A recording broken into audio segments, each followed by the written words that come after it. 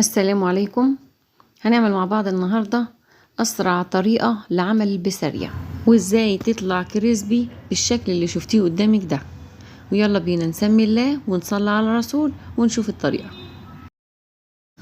ومعايا هنا كيلو من البسارية، غسلته كويس وسيبته لحد ما يصفي ميته. بعد كده هجيب بولة واقلبه فيها. ومعايا هنا على جنب البهارات اللي هضيفها على البسارية: رشة من الفلفل الأسمر والبابريكا والشطة والكمون وشوية من الملح، ومعانا توم مهروس. ودلوقتي هضيف البهارات على البسارية وانزل كمان بالثوم على البسارية واقلب البهارات والثوم مع البسارية. كده احنا بنحدق البسارية تمام. وبعد ما قلبناهم بقى كده هنسيبهم على جنب.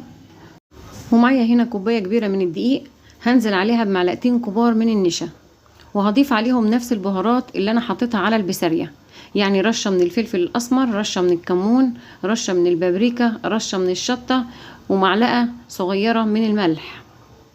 هنزل بيهم على الدقيق، وبعدين همسك الكيس كده اقفله بايديا من فوق وارجه عشان خاطر اخلط البهارات مع الدقيق مع النشا كلهم كده يتقلبوا مع بعض.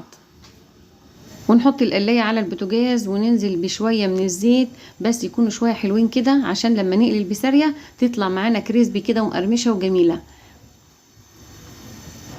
وهنا البسارية شربت بقى كده من البهارات والثوم اللي احنا اضفناهم لها. هناخد بقى منها شوية بشوية كده ونحطهم على الدقيق وهو في الكيس زي ما هو، ونرج الكيس ونطلع منه البسارية. احنا بنعمل الخطوة دي عشان ايه؟ عشان نحافظ على البسارية تطلع معانا سليمة، ما تتكسرش ما تتهريش، وفي نفس الوقت تطلع كلها متغلفة بالدقيق. ودلوقتي انا جبت مصفى وحطيت تحتها صينية، وهشيل البسارية من الدقيق واحطها في المصفى زي ما انت شايفة كده. وبعدين تهز المصفى كده كأنك بتنخلي، هتبص تلاقي الدقيق الزيادة كله بينزل في الصينية من تحت. وطبعا الدقيق اللي بينزل تحت على الصينية بنرجع ناخده ونعبيه في الكيس تاني ونعمل بيه البسارية ونغلف بيه البسارية. ودلوقتي بنحط الخلة في الزيت، تبص تلاقيها عمل حواليها كده فقاقيع صغيرة زي ما انت شايفة كده.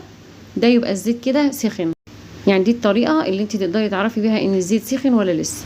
ودلوقتي ننزل بالبسارية بسم الله بالراحة كده واحدة واحدة عشان الزيت ما يطرطش على ايديكي. والبسارية طول ما هي على النار ما تقلبهاش عشان ما تتكسرش وتتهري معاكي، فاحنا بنسيبها لحد ما تحمر وبعد كده بنطلعها مرة واحدة. ويا ريت يا حبايبي اللي وصل معانا لحد هنا ما ينساش يدعمنا باللايك، واللي اول مرة يشوفنا اتمنى ينورنا بالاشتراك.